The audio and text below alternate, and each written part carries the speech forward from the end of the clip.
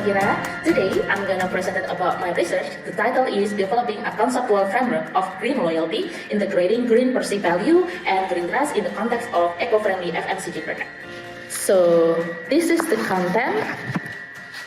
So without further ado, I will talk about the introduction first. Globalization today drives rapid change in economic, social, and cultural sector. These changes make people's lifestyle faster and more practical, which increase the demand for the products that are easy to use, efficient, and accessible. To meet these growing needs, the FMCG, or the fast-moving consumer good industry, plays an important role by providing various daily products such as food, beverage, and household items. Especially in Indonesia, this industry continues to grow strongly. For example, in 2023, there were more than 32,000 medium and large-scale manufacturing companies recorded by BPS. FMCG contributes significantly to employment and national GDP.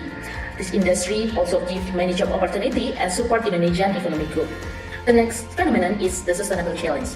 In recent years, the idea of sustainability has changed the way people think about what they buy.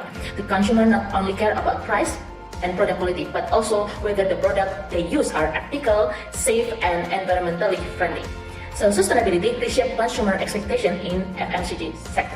The companies adopt eco-friendly strategies like green sourcing, packaging, and communication. Because of this, many FMCG companies have started to use green strategy in production, packaging, and marketing to show their concern for the environment. However, not all of these efforts are genuine. Some brands only use environmental claims for promotion, a practice known as greenwashing. This can make consumers lose trust and doubt the company honesty.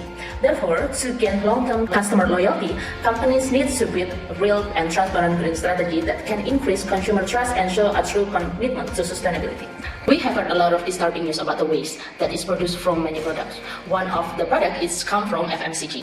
So, because we use it almost every day, and the waste that appears is produced from the packaging.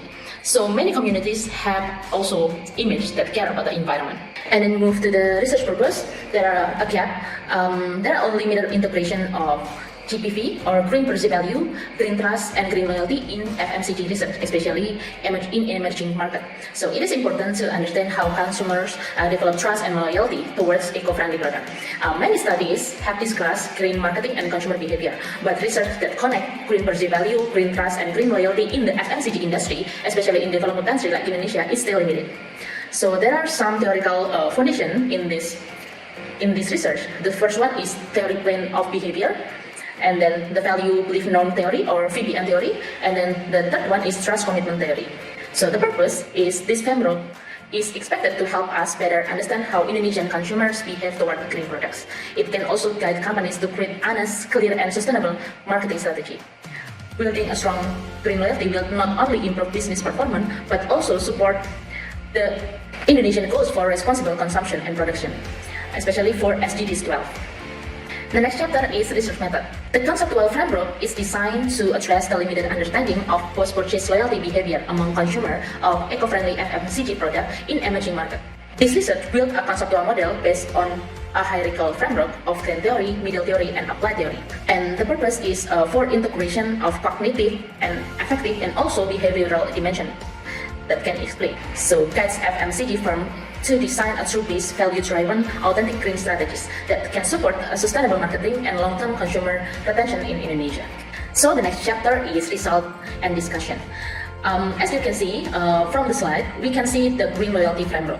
So there are some points of this result. The first one is integrating the construct that combine some variables like green perceived value, green trust, and green loyalty with some theories like VBN, trust commitment theory, and theory of brand behavior.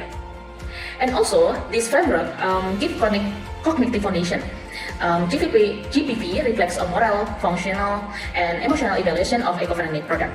And then trust as a mediator, because green trust can translate perceived value into emotional attachment and long-term loyalty. And from this framework, we can see two kind of loyalty paths, or dual loyalty paths. Based on the framework, 4 hypotheses are proposed to explain the relationship between green perceived value, green trust, and green loyalty in eco-friendly FMCG product. There are 4 hypotheses. The first one is the relationship between green perceived value and green trust, and then the second one is the hypothesis of the relationship between green perceived value and green loyalty. And then the third one is the relationship between green trust and green loyalty. And then the hypothesis 4 is how green trust mediates green perceived value and green loyalty. So if I can conclude that this study explained green loyalty among Indonesian consumers of eco-friendly FMCG by combining some theory like VBN and then trust commitment and EBB theory. Green perceived value or GPV reflects how consumers evaluate the environmental, emotional, and moral benefits of the product. Higher GPV can encourage the development of green trust, which strengthens loyalty and motivates repeat purchase. Trust acts as a bridge or mediator that transports the perception of value into consumer behavior. And practical factors such as green knowledge, green consciousness, and gender can influence loyalty. Companies can enhance green loyalty by ensuring authentic eco-friendly practice, transparent communications, and consistent environmental performance. By focusing on these elements, this research hopefully can help with strong long-term relationship with consumer while supporting sustainable consumption goals, especially for SDGs 12. So that's all of my presentation. So thank you for your attention. Bye-bye.